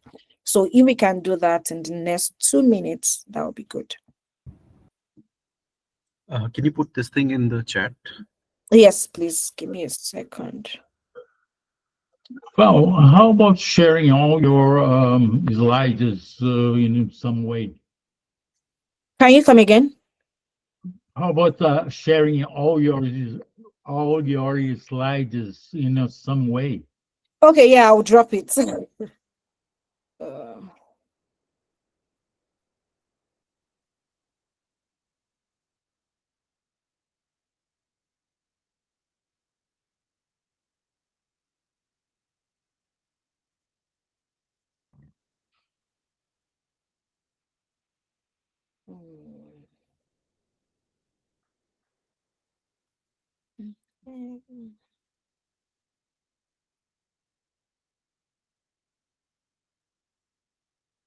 Can we have access to recorded class? Yes, I can share the access. Just drop in your email if you want access to the record.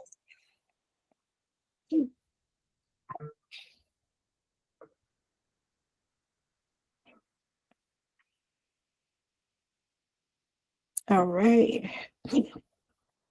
Yeah, then also the documents on the customer journey I want to share as well. So 3 things: the customer journey, the slides, and the recording.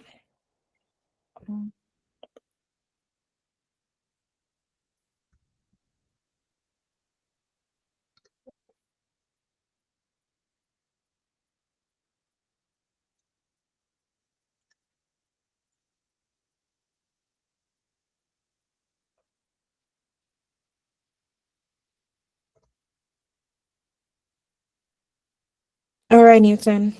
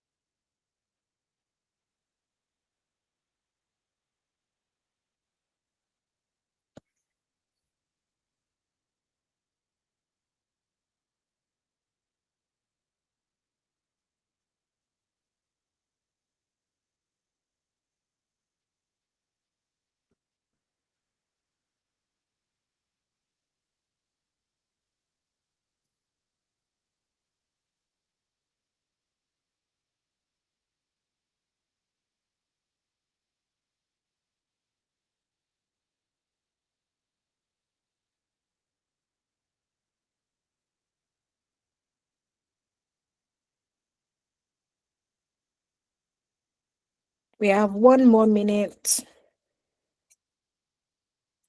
What user action starts the loop? What happens next? What value is created or shared? How can we leverage that? So before any products go live, I usually do a growth audit for the brand so that any efforts that they make during launch of the event doesn't go to waste. So like a growth readiness audit that we do to say, okay, is this product even ready for growth? Is this product even ready to acquire customers? So yeah, we do that, and we are offering that to anybody on the call today to see where you are and how can we support you on your growth journey.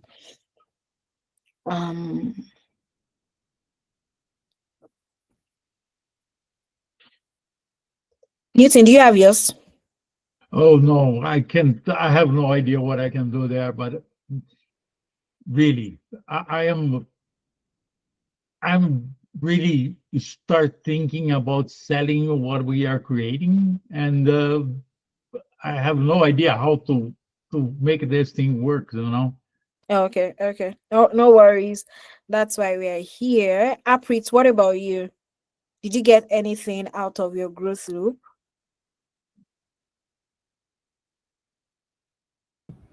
No, I thought you were going to paste that chat on the chat. Oh, okay. So let me do that. Give me a second. Can I copy? I cannot copy. Let me get someone editing to do that.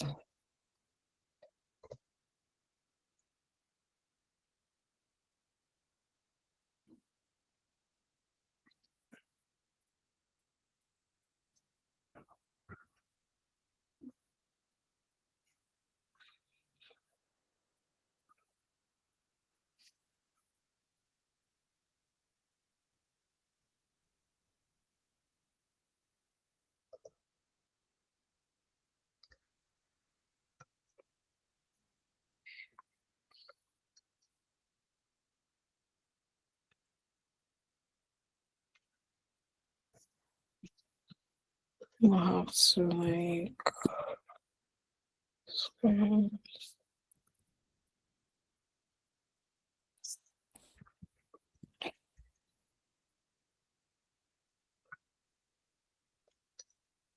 Yeah, it's being pasted now.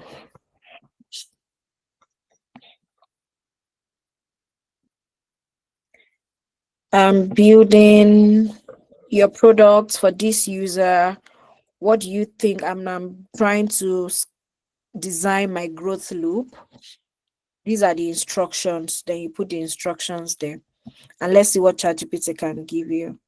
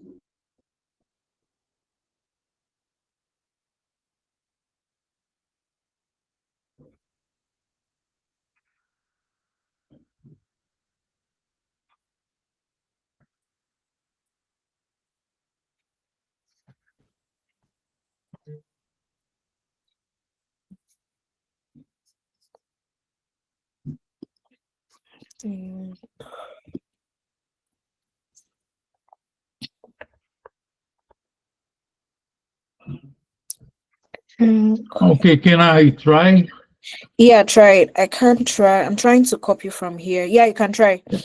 Okay, the idea is probably one of the structures that we are thinking about is offering a premium option. So you give free basic features, and then you have a premium feature that that will be offered by subscription. The idea is to refer a friend and get 1 month of free premium version. And after 1 month, when his or the user free month is ending, the idea is sending him a message: hey, your free premium is almost gone, so get an extra month if you refer another friend, you know. And then he refers a friend, and that is what he gets. So you're using the referral loop, right? Yeah. And the freemium. Okay. I think there are ways that it can be better where we can use collaboration loop and also content loop. For example, we are creating something for neurodivergent. Can we build something in a way that neurodivergent can work together, right? How are you bringing more neurodivergent to like work together to make your life easier, since what we are doing is productivity, right? So how Mhm. are we thinking that? So that is like a collaboration. So you want to reimagine collaboration loop in a way that, oh, I brought in the first neurodivergent person. What can this person do when it comes to productivity that will naturally bring in another person, that person to will sign in, right? We have to like be intentionally thinking about it like that, from collaboration loop to like content loop, right? And we don't have to have all three. We can start with one till we have the rest, but you want to try and have all three on your product in the long run. So how are you reimagining what Slack has done, what what's it called, Canva, what Dropbox, what's every big brand out there? How are you reimagining it into your own brand? It's very important. Okay. Yeah. So this should be done in one of the social medias, whatever is the case for these people. Yeah, so it can be done anywhere, right? Mhm. Or you want to like, if it is a product or a platform you are building, you want to leverage that platform to like, because it's your users on the platform that really matters, right? So how are you growing your user, that people that will be using your product, instead of post it from 100 to 1000, from 1000 to 1 million? So you have to like constantly be thinking about that. Then are you now leveraging social media to amplify it, right? Because maybe I can post what I have on social media and a lot of people see it. How are we bringing them from social media back into our platform? People will say that you don't build your product on rented land. So social media is like rented land, right? So Mhm. yeah, so you have to still have your own user, because anything might happen. For 2 3 years now, I can't even post anything on Instagram. All my followers gone, right? Algorithm might change tomorrow. So they are rented lands. You have to build your own email lists that you're building. You have to build your own platform. You have to be your everything. So as I've said, it could be platform, it could be service, it could be B2C, it could be B2, it could be B2C, it could be B2B as well. So you can just imagine it for any product that you are building. Mhm. Okay, got it. Yeah, yeah. So anybody want to try?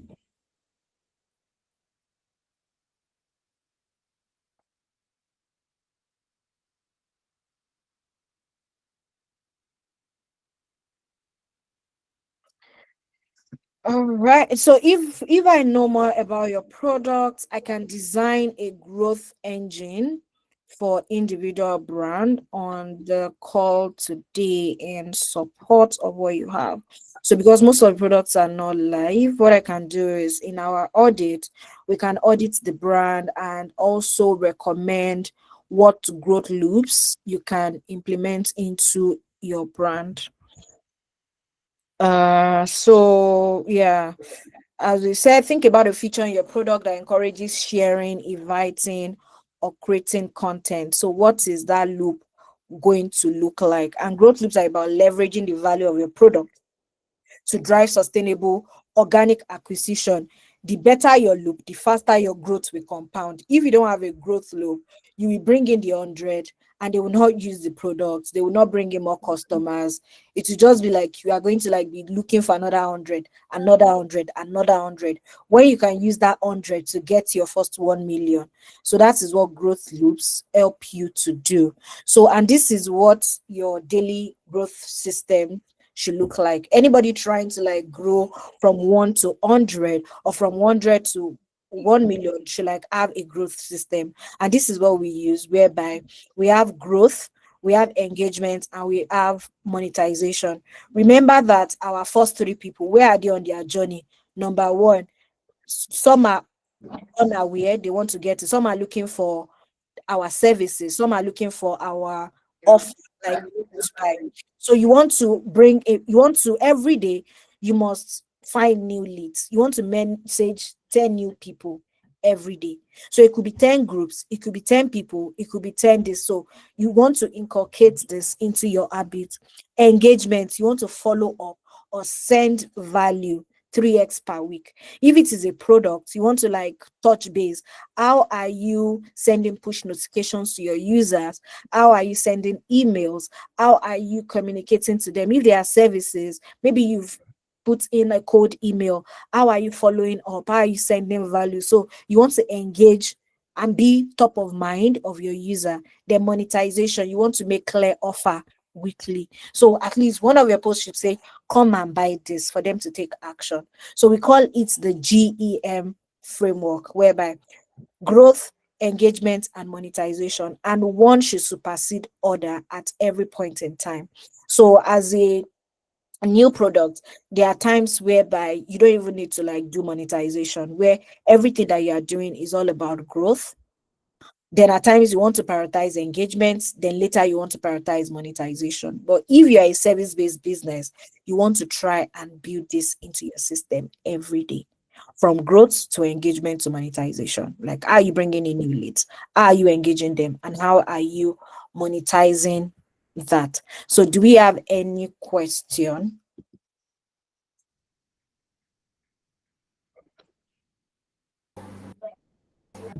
No, I found that with my growth loop, it's less so social media, you know, bringing people on a what do you call it, networking effects. It's more case study. I have to deliver to somebody. Then the word of mouth will get to them. And that person has to take, the first risky chance. So Yeah. yeah, like word of mouth stuff, I mean, and social media stuff, not so much. Mm-hmm. It's technical, it's got to deliver, or nobody will be interested. So Yeah. yeah.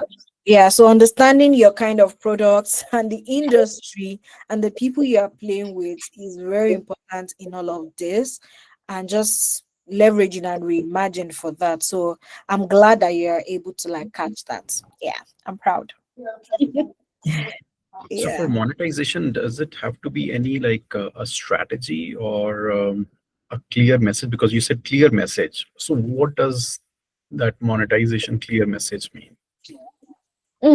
So every business should have like their offer ladders that they have, right? So it depends on the kind of product. Like, you are not in business to just acquire customers.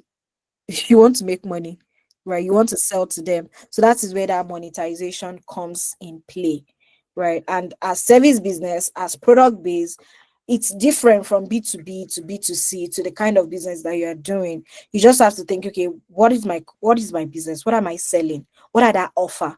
Right. So how do you bring money into the business? What other parts can we even make revenue? So as you're thinking about your features, this is like core products now. So not even business now. In product management, where we are doing this GEM strategy is all about, maybe in first quarter, we are talking about we want to grow aggressively. Monetization is not going to be our core focus then. That is when you see people offering free offer, like, oh, just come because we want 100, we want our first set of people. So growth is very important to us in Q1. Then in Q2 we can say, okay, we had enough customers, but these people are not using our product. Okay, let's talk about engagement. So we now start building engagement engines. Maybe we now want to build in what's it called, we want to build in and things that will bring people back into the platform, push notification, emails, and all of that. Remember that it is different from when you are servicing, when it is a service business, whereby you can just send email, you can just follow up, you can just call at any point in time. So know your business and how to just leverage this on top of it. The monetization is okay. Now we've solved growth, people are now engaging. How do we bring in revenues? That is when you now see brands talking about, okay, what are the other things that we can sell? What other features can we bring in to even drive more sales for us? Or even if it's a clothing brand, what brand, like that's when they will do different offers, right? Let's say winter collection, this collection, right? So those are those offers. For a service business, it is more of, let's say this time I'm offering ebook, right? Oh, this ebook costs $47. They usually have offer ladders. So this is for free, you get in for free. Then from there, they give you like a very low cost, $27. From $27, they take you that, oh, this is an accelerator, you can pay 500. From 500, you now have this. But you need to be able to know those offers on how you're monetizing your business, right? So I don't, what business, okay, you are selling for people that want to matrimony, right? So if I'm thinking about your business, it's more of, are we building an app, or are we making it a service? Let's start from there. Aprit? Yeah, the app will come later. So first it's a website. It's a website, right? So it's more of like a web based, and you will just be doing the consultation, right? Yeah, so weekly offer in your case is, this is what we are selling. Maybe for me to match make you, you pay $3,000, right? But some people might not be in that $3,000 stage to you, because remember that we are moving them from awareness to opening up their tickets. So your first offer can be maybe like an ebook. Get this ebook on matrimony, like how do you find your loved one in Alberta or in Canada. They buy that ebook, that $27 can compound, and we make money, right? Oh, we are doing this event, right, whereby we are bringing in people of the same culture, come to this event and come and do that. Is an offer on its own. An event, you are bringing out another offer. Oh, let's say there is this holiday season happening. What can we put together that people find that they will buy? So you have to like keep reimagine, keep bringing in new offers that people, you can now bring them to your main offer, which is the 3,000. Even from the 3,000, you can even say that even if you want to like go from this culture to another culture, let's say culture in the sense that we're in Canada and want to bring Indians together, Indians in Canada. You just say that that one is 3,000. But if you want Indian that is living in India, your money is 5,000. That's another offer. You now say, some people say that they don't want Canada, they want people in the US. That's another offer. So you need to know your offer ladder and when to offer what. But every week you have to like make those offers. And at every point in time, you are making people closer to your offer. So that strategy is different from when we are talking about an app. So when we are going into an app, that's even another offer where you are saying that, oh, come and join this network. Even community membership is another offer, whereby, oh, come and join this network. It's free for your first 3 months. After 3 months, you start paying $13. But any business should know that they are in need for business, for profit business. So if you cannot articulate or know how to make money from it, it's just an hobby. So you have to know how to sell so many things to the same 100 that you've acquired. So that is what monetization helps you to do. Do you understand that?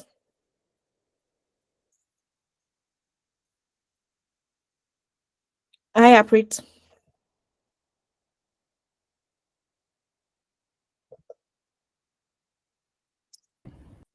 Yeah, that makes sense. Thank you.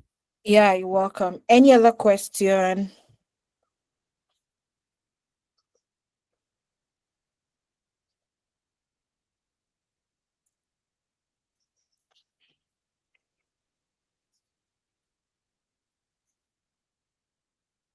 So as I've explained that there are different offers that we can make.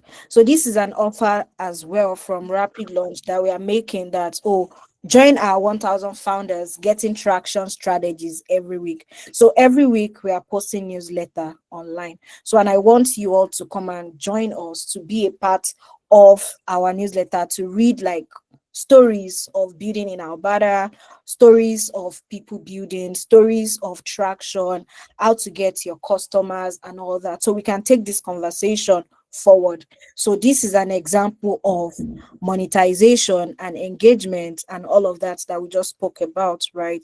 And every business should be able to include this in their business strategy, right? How are you intentionally bringing people into your world that you can eventually, right, sell to them, make money from them?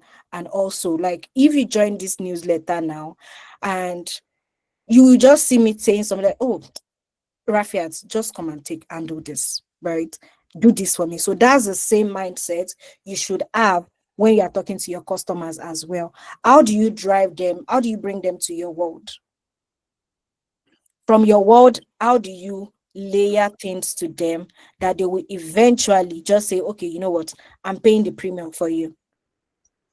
So this is an example in action of how you should do for your business as well. So I would love everyone to be a part of our newsletter. So I'm going to like drop that on the chat right now for we to join. And also, we also giving a free audit to brands that show up today. Brands pay $300 for this, but this innovation week, we also are growing and we are trying to bring more people into our platform, and we only want to give it to like 50 people growth audit. And because some of us are not at that stage yet, what I can support with is like helping you look at your product and strategies to like getting our connectors, strategies to like our communication, how we should build our growth loop, our strategy, product-led strategies, and all of that. So it's more of giving you the full map of taking your products to the market and staying in the market and winning in the market as well. That is if you do this. So all of the things I taught today is like an action that you also need to do in your business, right? How are you bringing in more customers?